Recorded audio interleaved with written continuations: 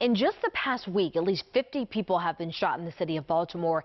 15 victims died. New at 6 tonight, we are hearing about an act of heroism and bravery in the middle of all of this violence. WJZ is live. Annie Rose Ramos spoke to neighbors that rushed into action. Annie Rose.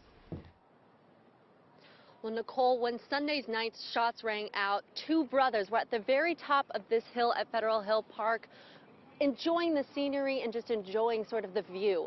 That's when they quickly ran for cover when they heard the shots. But minutes later, one of them got a call from their wife saying she was somehow next to the victim and needed his help.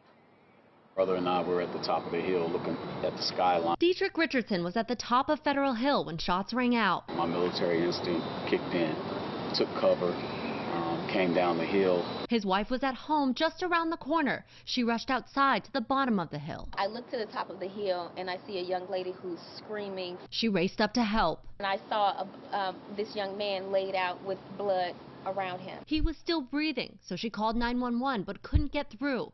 So she called her husband. And I called Dedric. I said, hey, this kid has been shot.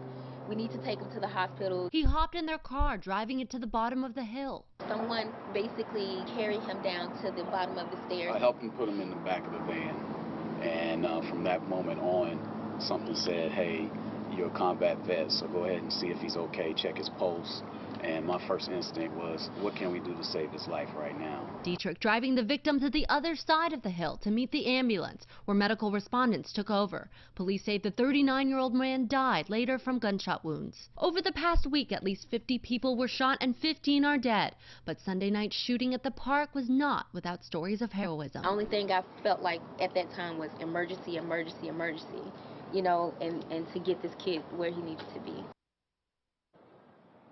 And WJZ has reached out to city police to see if they are commenting. They say they're not yet commenting on camera about this week's shootings and violence. Reporting live, I'm Annie Rose Ramos for WJZ.